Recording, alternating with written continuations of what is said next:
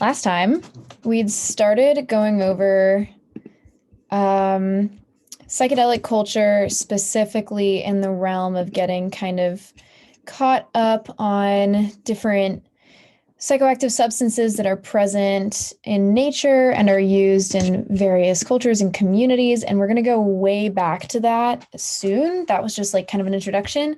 But I want to kind of pick up where we left off with the Shoguns. So I think I'd started talking about the Shoguns briefly last time. We just finished talking about kykeon, which is the barley water drink of ancient Greece for the cult of Demeter and Persephone, and how this barley water concoction was thought to be synthesized from or contain ergot fungus, which is a basis for many psychedelics, including LSD.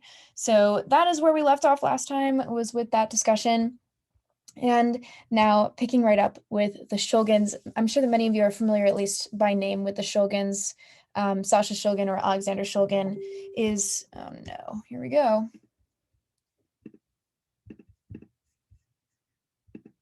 Oh, please. Sorry. It's just impossible to get rid of all the notifications.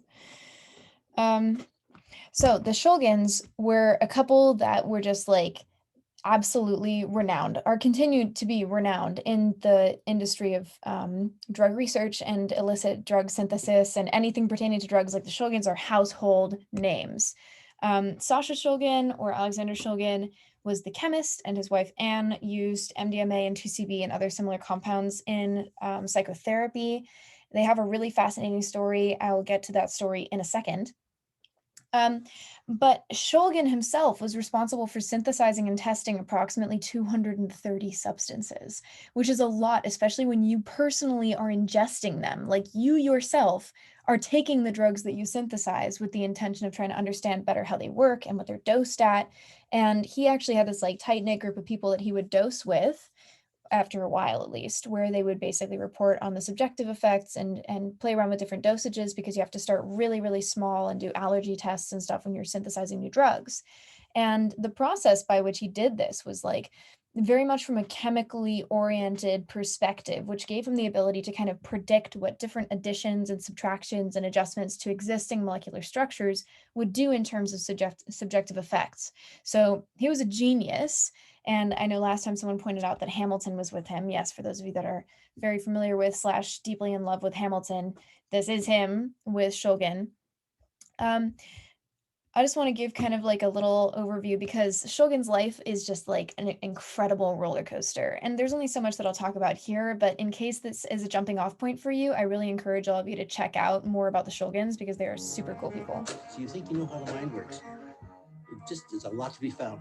This is a baby psychedelic in here. I spent a lot of money, turned a lot of wheels, and put a lot of people in jail. There's no reason that I should be Ecstasy, Dr. Ecstasy. It's an element of notoriety that does no good. I couldn't think of why they were wishing to persecute my father. If we can't make love on a drug, there's something not quite right. The sort of existential questions. I am just not sure that science is what you want. Have you seen Sasha's live? Yes. What more can I say? It was my first experience with mescaline. What it's doing is allowing me to communicate with parts of me that I had not communicated with for a long time.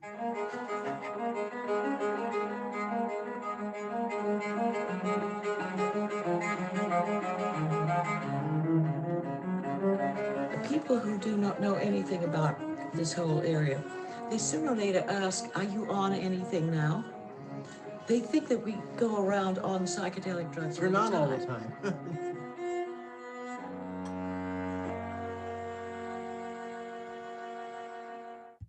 Anne is still alive. Sasha died, I think, of liver cancer about 7 years ago. So the two publications that they made, one of which is in my hand right now, are PCOL and TCOL, which is phenethylamines I've known and loved, and tryptamines I've known and loved. And we'll go over what that means in a second for those of you that are not familiar with the chemistry side of things. But these are fat books. This is like a 1,000-page book. And it is like basically kind of a cookbook, low key, for quite a few different substances. It literally describes exactly how to synthesize this like massive variety of psychedelic drugs. And that includes like trip report experiences as well as autobiographies. I know that I mentioned this before. It's really worth reading these books. They are just phenomenal. But if you're not already familiar with the difference between a phenethylamine and a tryptamine, or you're like, I have no idea what that means in the first place, these are really useful words to know. And I resisted knowing what they were for a really long time because I was like, I can just know about the individual drug, it's fine. But knowing about just a little bit about the chemistry, the actual chemical structure of a drug, gives you a lot of insight into what it does. And being able to be like, okay, this has this backbone, which means that it will probably have a similar kind of class of effects to these other substances with this backbone, allows you to glean a lot of information immediately. So for instance, phenethylamine, this is the core structure, the backbone structure of phenethylamine, this molecular compound right here. Now, here is what it would look like if you add various things, if you substitute various things at each of these positions. This basically means like if you stick something here, that's like the third position, etc., all the way around. And this will kind of influence how this substance ends up working. So you can do educated chemistry and be like, okay, well, here's the backbone structure. If I adjust something at this position or at this position or at this position, if I add like this or this or this at this place, then it will probably logically have a certain difference in effect. So this is demonstrated in amphetamine. You can see that amphetamine looks really, really similar here, except that it has a little substitution on it, right? It has a little addition. And then you have MDMA down here, which I think is the cutest chemical by far and away. But if you look at it, you can really see that there's this like central backbone structure that you're looking at here. Salvinorin has a visually similar backbone to morphine. Yes, that would totally make sense because salvinorin is an opioid antagonist. Yeah. Antagonist. And then there's cathinone over here, which has, again, a similar chemical structure. So you can really get a lot from this. This immediately tells you basically that if it's a phenethylamine, it's probably going to be more like dopamine or norepinephrine because it will resemble in some way neurotransmitters because those neurotransmitters, dopamine and norepinephrine, look similar to phenethylamine. And they tend to generally be more stimulating and more entactogenic, more kind of like empathogenic, more touchy-feely, more emotionally oriented, as opposed to being purely visual or visionary, although there are certainly combined elements of those things. And this class of phenethylamines also includes things like Wellbutrin, which is I'm not even gonna say it this time. I cannot. I feel like I need to just like set aside 15 minutes every day and just say bupropion. It's crazy. They spent so many years developing the generic names for these drugs, and yet I can't even pronounce it. Don't you think that's inconsiderate? Then you have the DOX family, which includes things like DOI, DOC, DOB, DOM, the 2C family, the NBOM family, all of which we'll talk about a little bit later in more detail.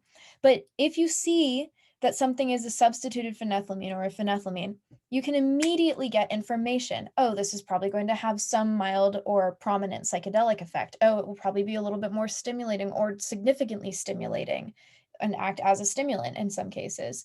Oh, it could have like pretty significant entactogenic or emotionally open qualities to it. This gives you so much information right off the bat. And these can also be kind of more like rewarding feeling because they have this structural similarity to dopamine and norepinephrine. Like they are stimulants generally. And then you have tryptamines. So alternately, whereas phenethylamines are more structurally similar to dopamine and norepinephrine, which are two major things for the stimulant class, right? Like let's be clear that methamphetamine and amphetamine and MDMA and cathinone and Wellbutrin are all phenethylamines and they're all stimulating substances. So the stimulant quality here really should not be understated.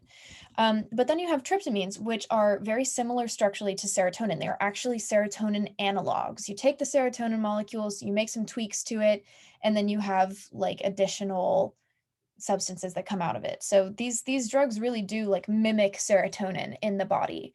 And generally this means that they're going to be a little bit more sedating. And quite a bit more visual oftentimes. Like the visual component, not always, you know, it really does depend on the individual drug. I believe it's MIPT or maybe it's DIPT that is like purely auditory and super fucking weird and no one enjoys it, but only the hardcore psychonauts are like, yeah, I could do that. And it just makes all sound wrong. Like you can't process your environment on an auditory scale. And that's a tryptamine. So it really is like, you can generalize. You should always research the individual drug. I know I always say that, but it's always true. But this class also includes things like the 4-HO subs. So if you see something with 4-HO-, etc., then chances are it's going to be a tryptamine. And again, immediately gives you information. It immediately tells you that this is probably not going to be predominantly a stimulant effect compared to a phenethylamine, for instance. So if you're looking on Psychonaut Wiki or whatever, and you're like, oh, this one is a substitute for phenethylamine, but like it looks really similar to this other drug, like how do I know which will be more psychedelic versus more like a Molly derivative? Then phenethylamine versus tryptamine can tell you a lot. It can really tell you a lot.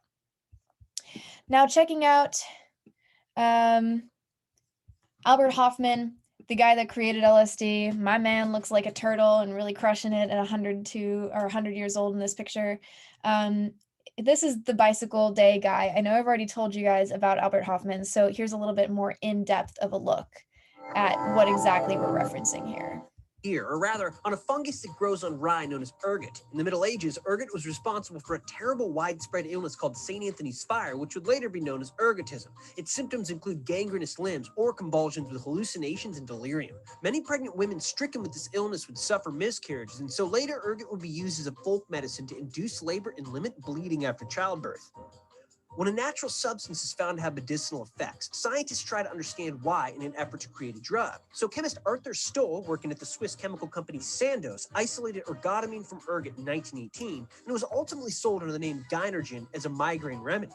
By the 1930s, Sandoz had a pharmaceutical laboratory where chemists experimented with naturally occurring molecules, developing new reactions in order to make synthetic products that might become superior medicines. Albert Hoffman was one such chemist working under Stoll, who continued his boss's research in ergotamine. Later on, American chemists isolated the core structure of ergotamine called lysergic acid. This stuff proved to be pretty difficult to work with due to its quick decomposition, and so Hoffman dedicated himself to making a more stable form. He found out that he could use the courteous synthesis to add stabilizing amine groups. Using this technique, he was able to change lysergic acid into the much easier to handle ergobenzene, a compound that had been previously isolated from natural ergot. This laboratory success told Hoffman that he was on the right track.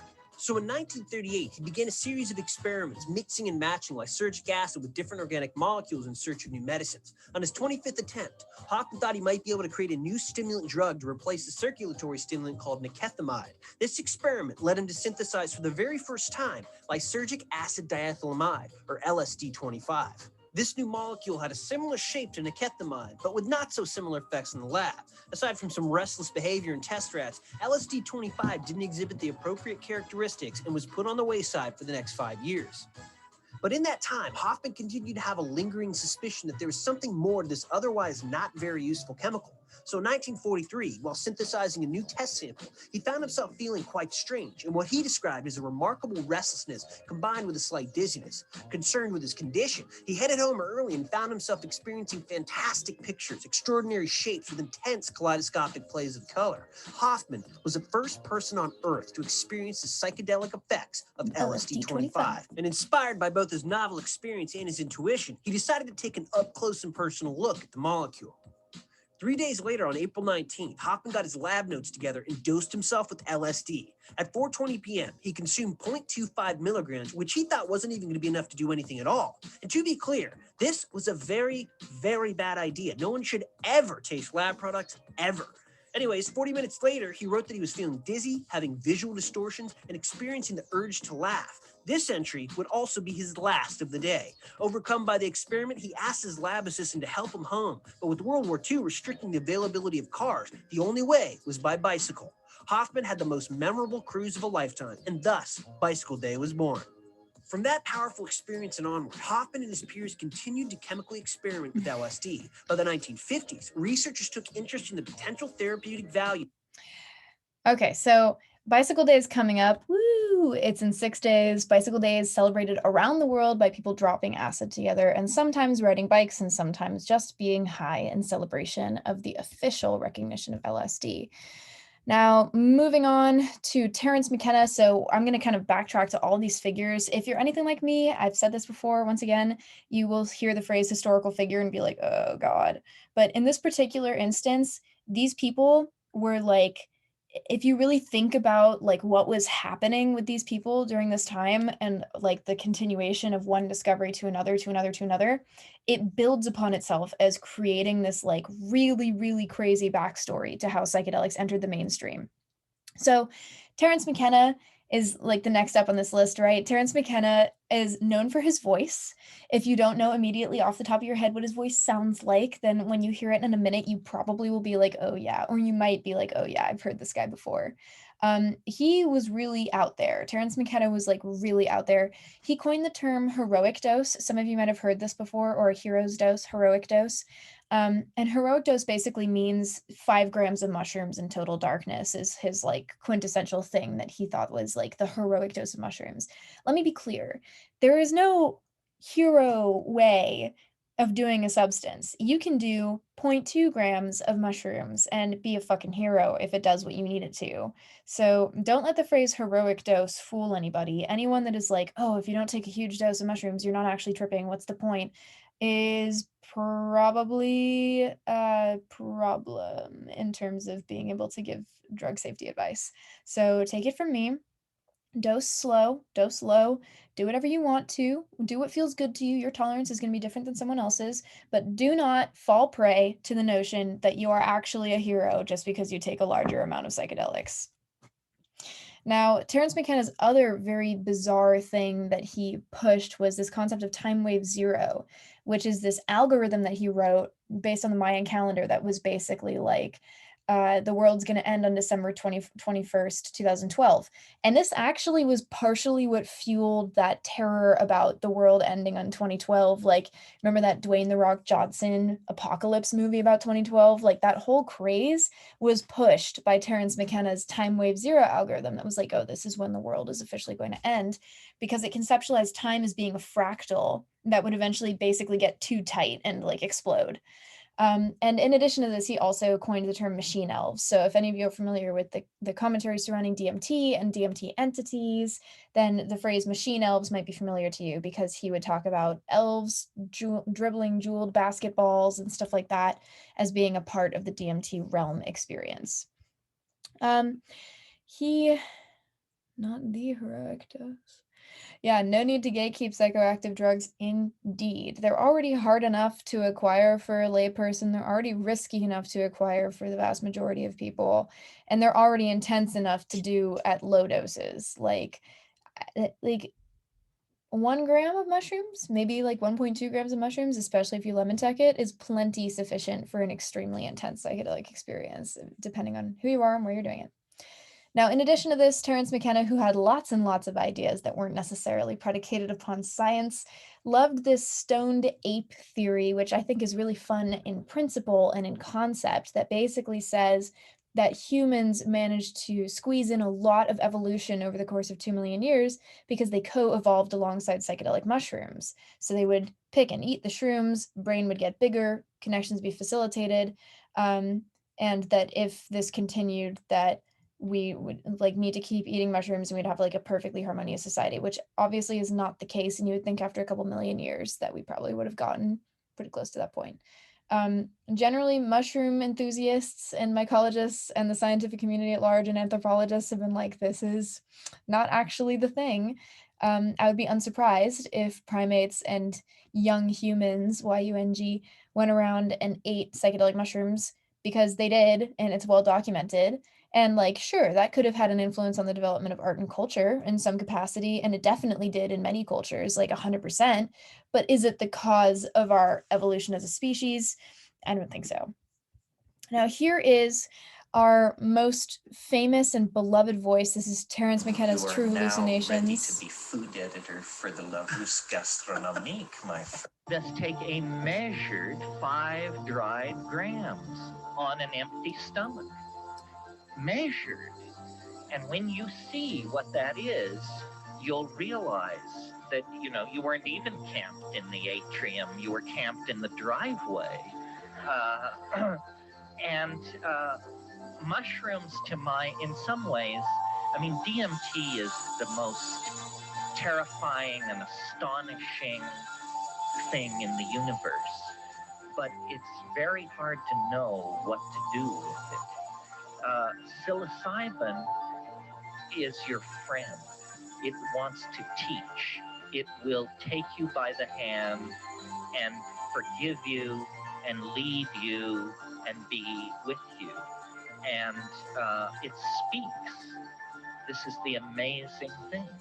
And you're hearing this from, you know, somebody who graduated from Heidegger and F.H. Bradley. It speaks. No other psychedelic does that, in my experience. Occasionally, a phrase will pop into your head on another substance that is like a gift, an aphorism. But I mean, psilocybin raves. It raves. And it has positions. I mean, you may not like psilocybin as a person, because it is not, the astonishing thing about the psilocybin entity, to my mind, and I get good confirmation of this, is it is not very earthly. I mean, it wants to show you machines the size of Manhattan in orbit around alien stars. He could go on forever, and he does. And that's actually an interesting point that he makes about this concept of psilocybin speaking. There's been a lot of discourse, obviously, all over the internet and just in general, with people comparing and contrasting their experiences with different psychedelics. And what is really interesting about psilocybin is that people from completely separate geographic origins, from completely separate backgrounds, report having near identical experiences on psilocybin, report visiting the same places on psilocybin, speaking with the same entities on psilocybin. And that can happen sometimes on other psychedelics. I would say that on LSD, there isn't very much of a like presence that is reported, generally speaking. Like there could be a sense of cosmic unity or whatever you're feeling in that moment. But psilocybin is known for having a personality, for having a flavor. And DMT is different than that. DMT is often like you visit an entity, you have an interaction with a being or a place or a universe or whatever, again, whatever tier you're at that particular day. But psilocybin is fairly commonly reported to serve as a kind of a warm, or sometimes not so warm, like an actual presence that fills the space that you occupy. And that, I think, is really interesting and really worth noting, that this is such a deeply shared communal experience where people often report such similar experiences with it. Yeah, the heroic dose. Yeah, sure, 5 grams in total darkness, but that's the thing, is that like the context of your experience is what really dictates what you can pull from the experience. And I think that there is an inherent problem in naming a dosage of any particular substance, especially a psychedelic, as being heroic, because it really does set up a hierarchy of being like a real psychedelic user, even if that wasn't necessarily the intention. So Timothy Leary, again, we're moving into the 60s to the 80s at this point in time. Richard Nixon called Timothy Leary the most dangerous man in America, which was kind of really funny. And he was a Harvard professor who was extremely controversial for reportedly pressuring his students to partake in LSD experiments with him, to take LSD like with him or for the purpose of conducting experiments. And Timothy Leary was really like a very prominent person in this field because of his advocacy.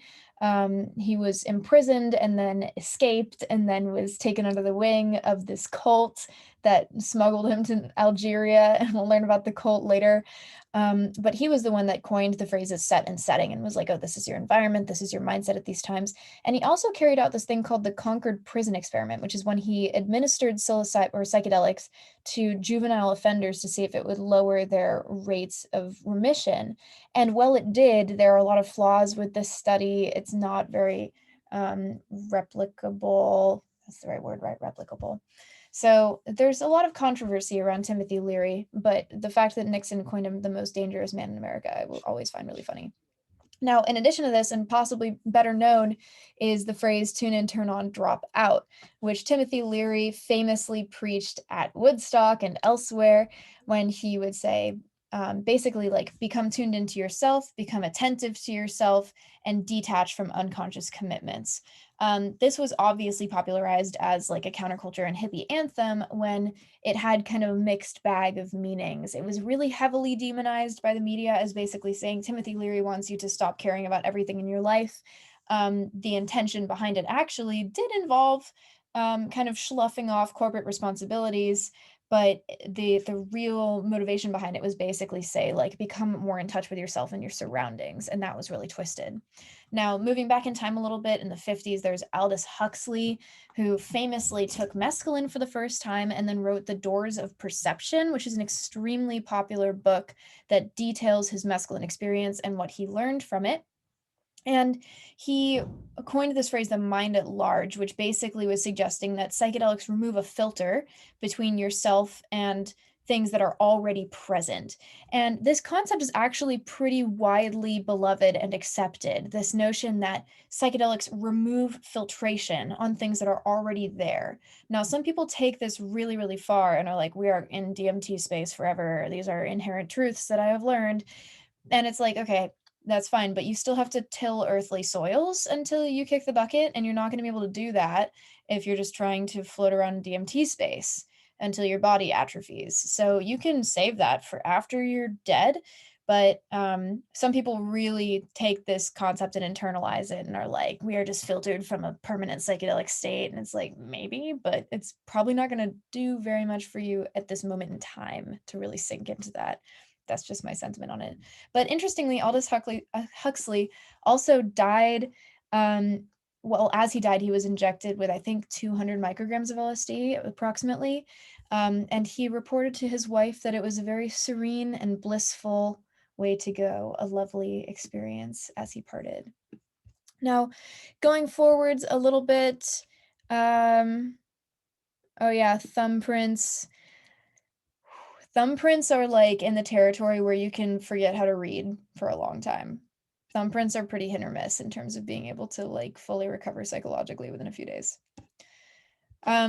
Now the Merry Pranksters, moving forward into the 60s, this was like, you can consider this bus that you're looking at right here, the Further bus, which we'll talk more about next time, to kind of mark the official start of counterculture movement moving from West Coast to East Coast, and they collide in the middle. So there's a West Coast counterculture movement starting with psychedelics, there's an East Coast movement starting, and this bus takes off from the West Coast and starts moving east.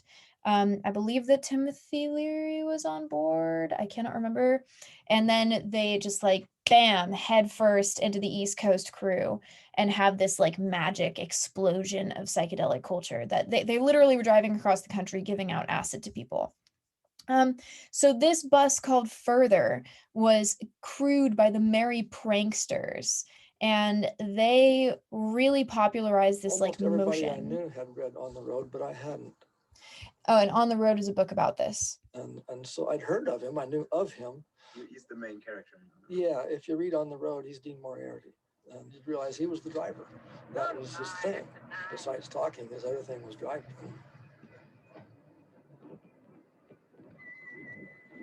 He liked to drive curvy mountainous roads with cliffs on the edge at breakneck speed in old cars with bald tires sliding around the turns while talking nonstop, looking over his shoulder to talk to the people in the back seat, driving with one hand or maybe just his knee, rolling a joint with his other hand while tuning the radio or feeling some girl's leg or something. Hundreds of thousands of miles of that kind of driving in his lifetime. A lot of people never got in a car with him a second time.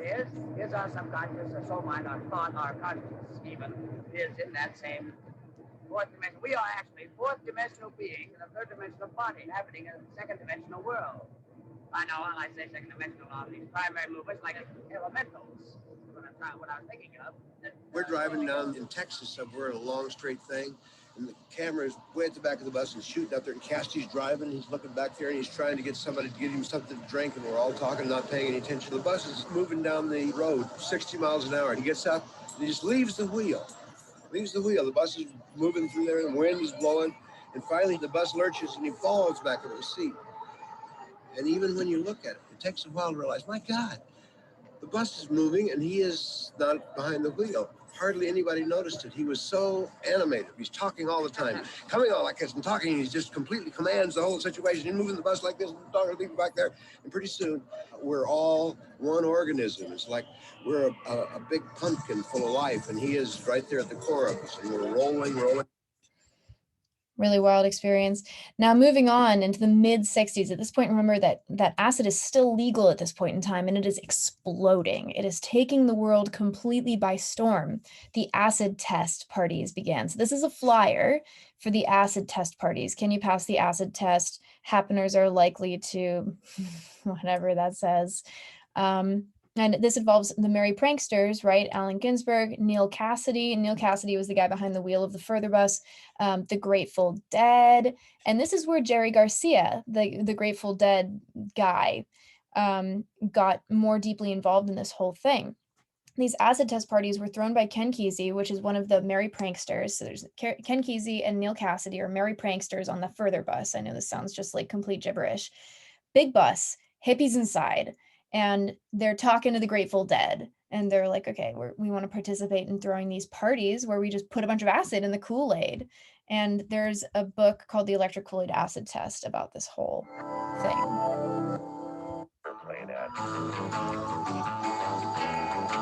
So, hey, you guys, we're having these parties up at Kesey's place from Honda every Saturday night. Why don't you guys come? And we said, well, we're working all the time. Luckily, the following week we got fired.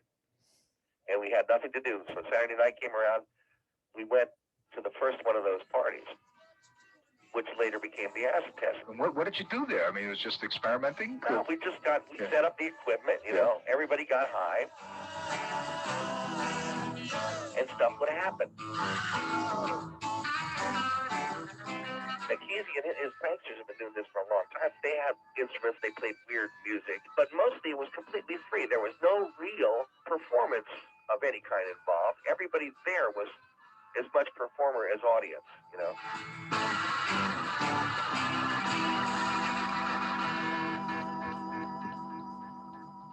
These guys had never been confronted with a regular rock and roll band, you know. And we plugged our gear in, which looked like space age military nightmare stuff compared to all their stuff, which was hand painted and real funky, you know. And we played about 5 minutes, you know, and then we all freaked out, you know.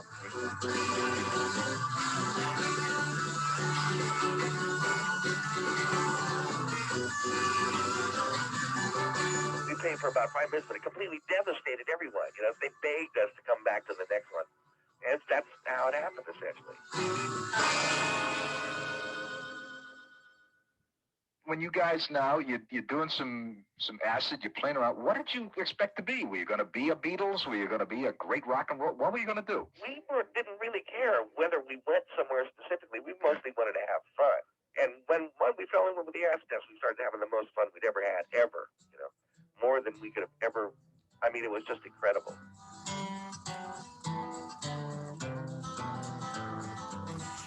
It's a really, really interesting story. There's so much to it, more to it than that. Now, moving on to 1967. So this is a couple years after the acid tests were like a thing in the bulk of their time. The Summer of Love of 1967 happened in San Francisco's Haight-Ashbury district. So this is in the middle of the Vietnam War and the emergence of various kinds of drugs. And there was like a lot of acid, a lot of weed. There was an influx of 100,000 people that started with this music festival called the Human Be-In. And that was intended to basically be like, fuck you to the new drug laws that had come out, criminalizing things like LSD. So the Human Be-In was this like huge thing that started, and then people just kept coming, and San Francisco's infrastructure could not handle it. On the Polo Grounds in Golden Gate Park, a Human Be-In. I am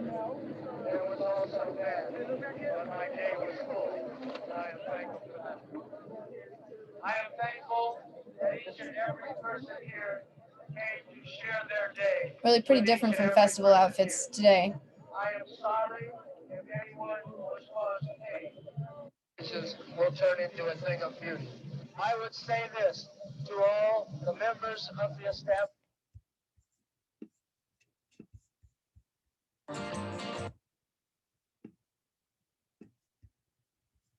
Never before had America witnessed such an unusual gathering. There was no lineup of big stars swelling the crowd. No tickets were sold. No political candidates spoke. It was simply a coming together. They called it a gathering of the tribes, a human being. There were like 20,000 people, and it was this gloriously beautiful day, as you can only have in certain times in San Francisco. Sun was shining, people were wonderful. You know, it was like, my God, look at how many there are of us. To most of the country, the be-in must have seemed like a world turned upside down. A Harvard professor exhorted the crowd to reject the traditional path to success. Turn on, tune in, drop out. Oh my God, I misquoted. He was at the Human Being. No, he was famously quoted, not Woodstock. I don't know if he was at Woodstock.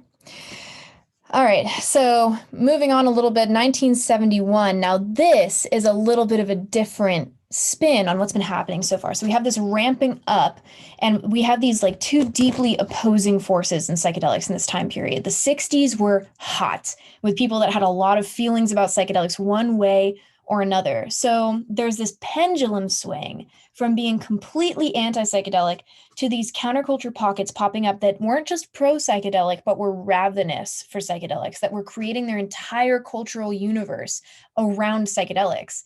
And this really furthered the divide. And interestingly, there was, I forget what it was, I think that in response to the Vietnam War, there was this huge protest that was supposed to happen. And if I remember correctly, the hippies staged a festival that they knew would get shut down just to like distract the police from going and shutting down the Vietnam War protest. So it was like really politically charged at this time. Like when I say that the late 60s were the tipping point for the drug war, it's not just because of Nixon. It's because all of a sudden there was this enormous uprising of people that were like, we want to be high and we also hate you, to the United States government. And those two things together are what really got the ball rolling on the US government hating the Who's. So this is an interesting kind of departure from what had previously been going on as Fear and Loathing in Las Vegas. How many of you, thumbs in the chat, have seen or read Fear and Loathing in Las Vegas? I can only see like 5 of you, so I'm just gonna assume that some of you have. So this was 1971 was when this book came out. And this was an autobiographical novel about the protagonist's own drug use.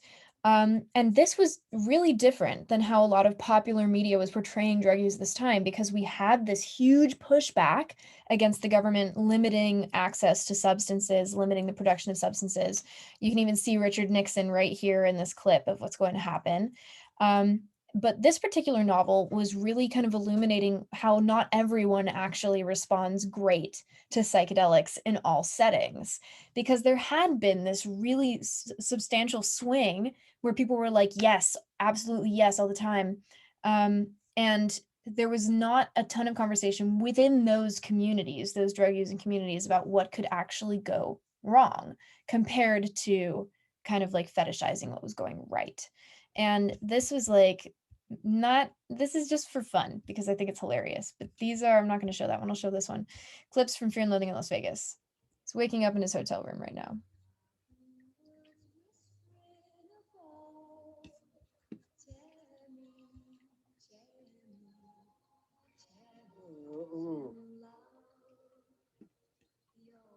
What kind of rat bastard psychotic would play that song right now at this moment?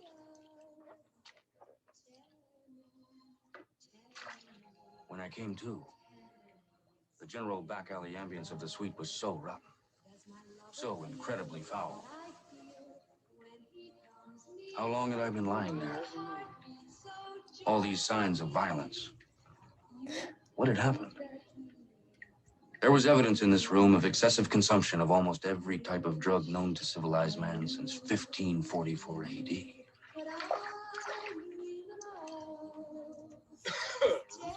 Friend of mine dressed up in this for Halloween one year. So that's Fear and Loathing. In terms of the book versus the movie, I think they're pretty different. I actually have not read the book, and I don't really remember the full movie because it's been a couple of years, but I would always recommend starting with the book, you know, and then moving on to the movie if you want. So with all of this, and this is really where the like culture element of it starts to come into play in terms of like how things changed immediately in response to this introduction of psychedelics into culture, is psychedelic rock. Like the Beach Boys, for instance, started becoming popularized. You know, like these were sounds that were intended to really complement and also kind of low-key imitate the dreamy reverberation.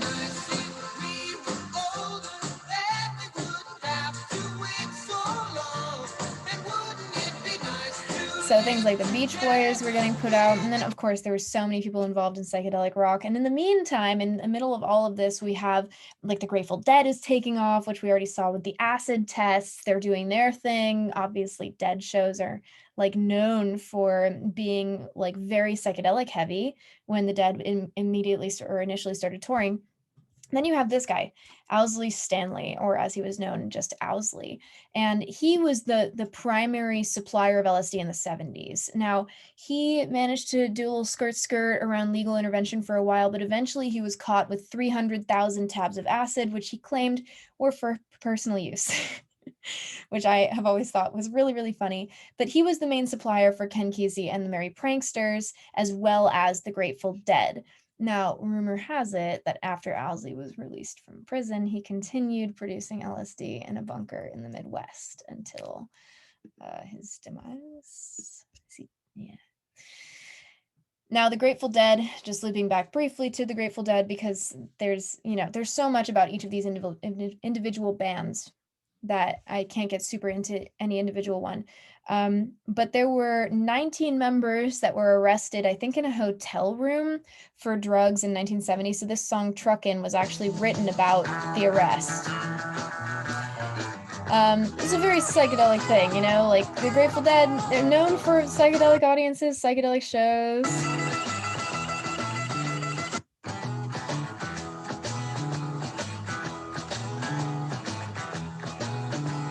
Sitting and staring out of the hotel window. Hotel window. Gotta tip, they're gonna kick the door in again. So go ahead and listen to Truckin' when you can, and listen to the lyrics and kind of pick up how it's actually about a drug bust. Then the Beatles. So here's what's funny about the Beatles is that probably everyone assumes that the Beatles were like the OG acid folks that just like took a lot of L, and then like how else would they come up with the fucking Yellow Submarine? I used to watch this as a kid and it kind of scared me, but my dad really wanted me to like it when I was 4. Like, this is frightening to a child, you know? Uncanny Valley. So people just automatically assume that the Beach Boys, I'm sorry, not the Beach Boys, the Beatles were like all in from the start. But what actually happened was that they were first dosed with LSD unconsensually by a dentist when they went over for dinner. So that was kind of what got the ball rolling there, was that they were like not these huge acid people before that happened. But at the same time, Timothy Leary was running for California governor in 1965, or no, maybe 1960.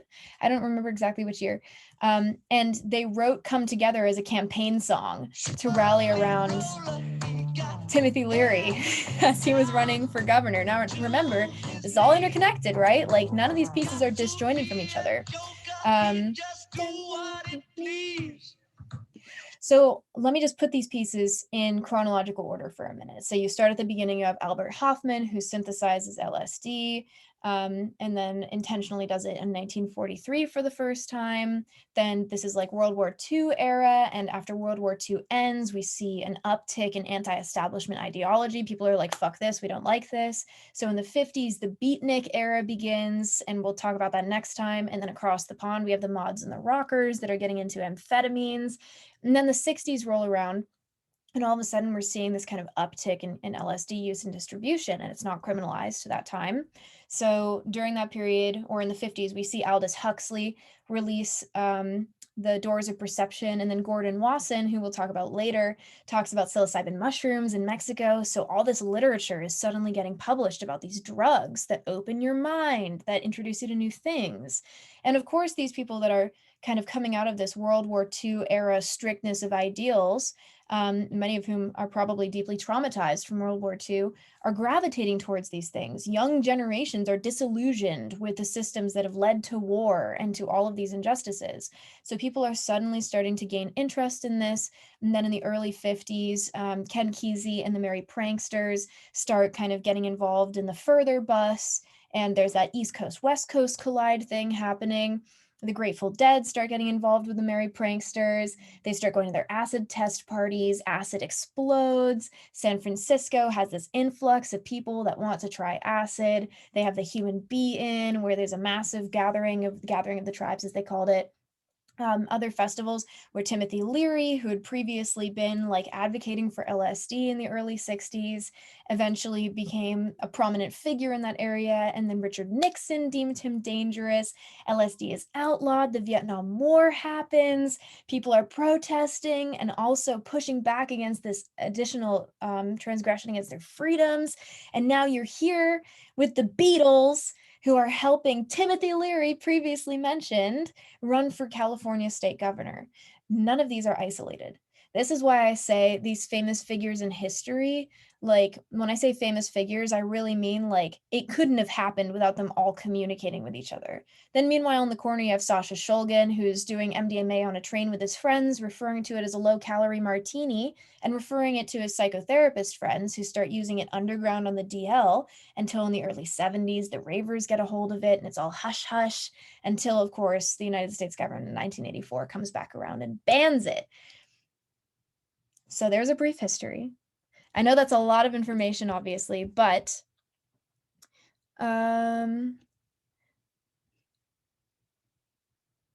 yeah, so you have a copy of the original Life magazine ad? That is really, really cool. And yeah, Ludes, I think were in the early 70s or maybe the mid 70s, early 80s. I actually don't remember the exact time period for Quaaludes. But we will talk about them next time when we talk about Club Kids. So it's crazy how all these things are really completely intermeshed, right? You start with the Human Bee-In, where everyone goes to San Francisco and is like, woo! And then a couple years later, you end up with Woodstock, where everyone was like, woo! Even louder and even bigger. There were over 400,000 people in attendance here. And this is obviously like the peak. It's the apex. It's like everyone that wants to share in this revolution of how we think about the government and our communities and how we are allowed to interact with our own bodies and each other just converge on this one place.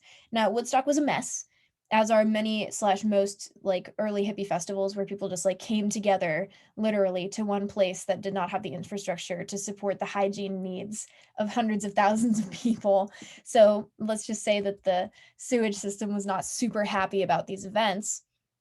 But this is really what got the attention of the United States government, of being like, oh shit, like the people are amassing in a way that has not happened before.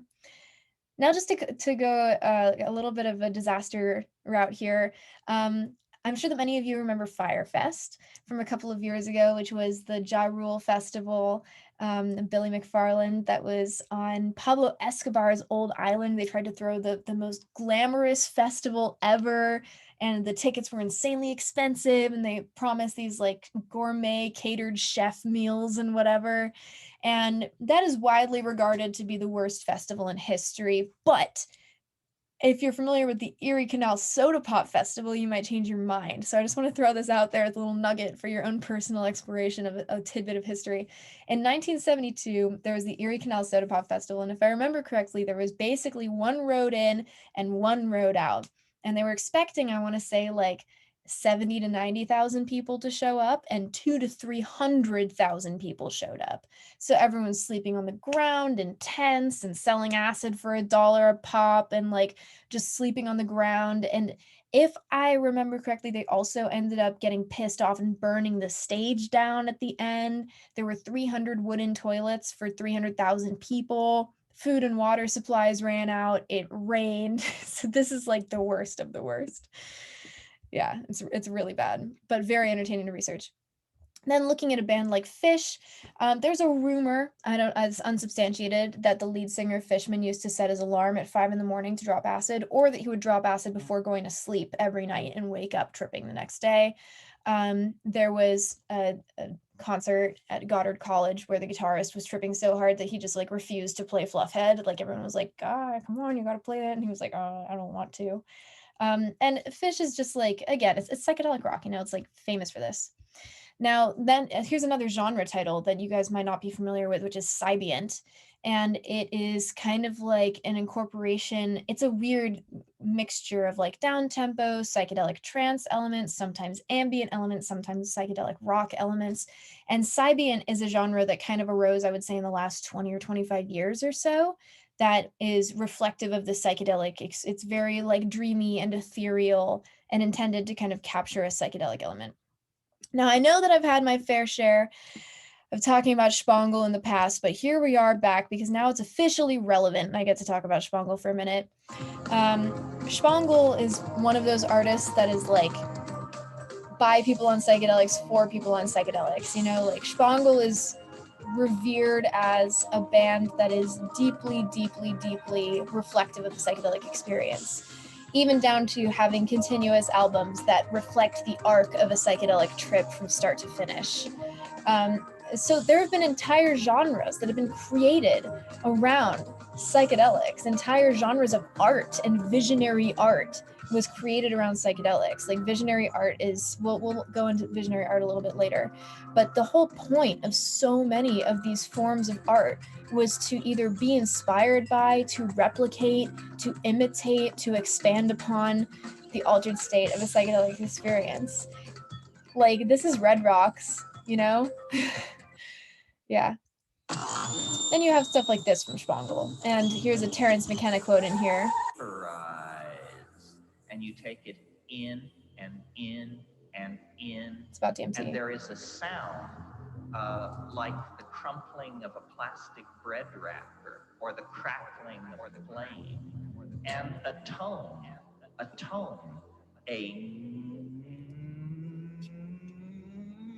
So this entire genre, again, is like largely predicated upon psychedelic elements, including there are other genres like Goa trance, for instance, from India that heavily incorporates psychedelic elements into it in some cases.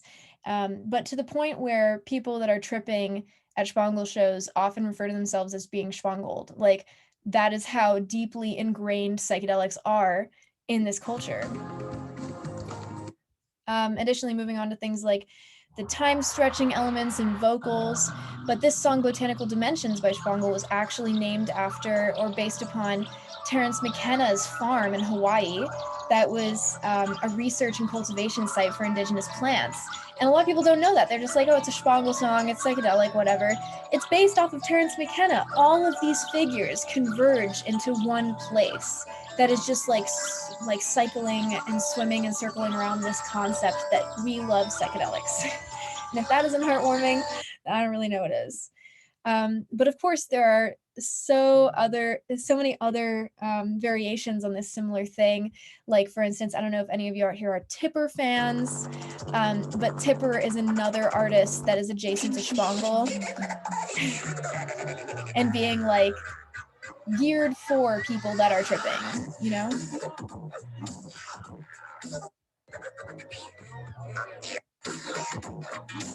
Transformative festivals, whatever that means, on purpose, often have this kind of imagery that is intended to like facilitate the psychedelic experiences of people that are at the stage. Like no one doesn't know what's going on here. It's pretty common on like sets for Tipper or Spangle or whatever to just like smell DMT around you. Spoiler alert, DMT smells like burning plastic. It's really gross. And then you have just like these general, more psychedelic elements to it. And Tipper and Spangle are two household names in the psychedelic or Cybiant community of artists that are like very well known here, but there are so many others. There's things like Huva Network, which involves like Ace Dana and all these other musicians and artists that have a psychedelic component to their music. And it's just ridiculous seeing the transformation from Beach Boys to Beatles to Grateful Dead to Fish to Spangle to Tipper, all the way through percolating all the way into our most mainstream festivals today. Crazy. I'm gonna cry at these videos. That's sweet. And then you have other kinds of art, like visionary art. This is Android Jones, who is definitely one of my favorite visual artists of all time.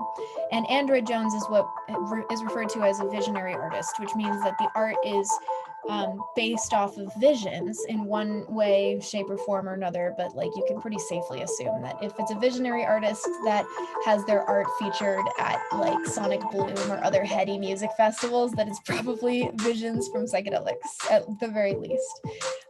Although other Eastern spiritualities also can have pretty significant visionary components here.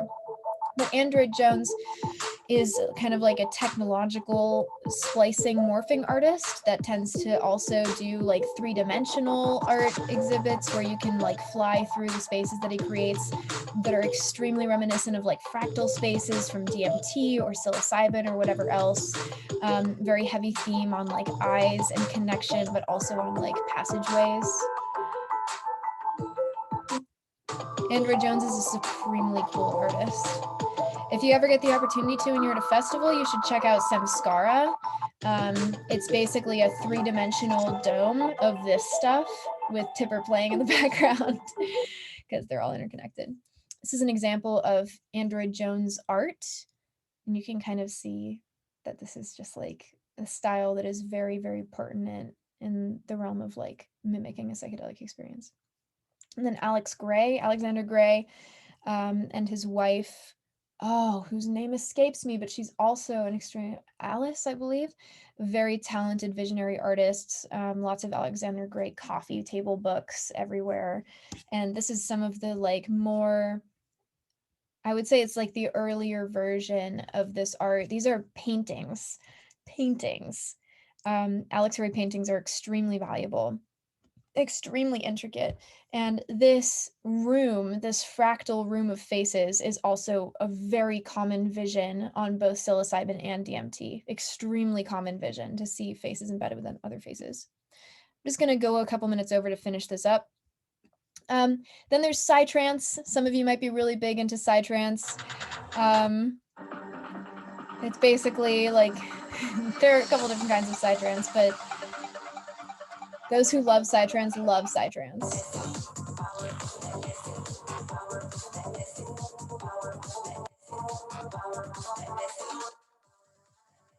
It's a typical kind of psytrance setup. This exact like canopy, very psytrance. And I could skip anywhere in this video and it would sound pretty similar.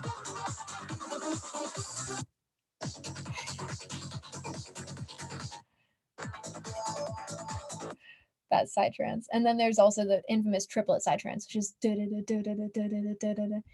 so again, this is like ravier, it's faster, it's trance-like it is fast psychedelic trance is basically the thing.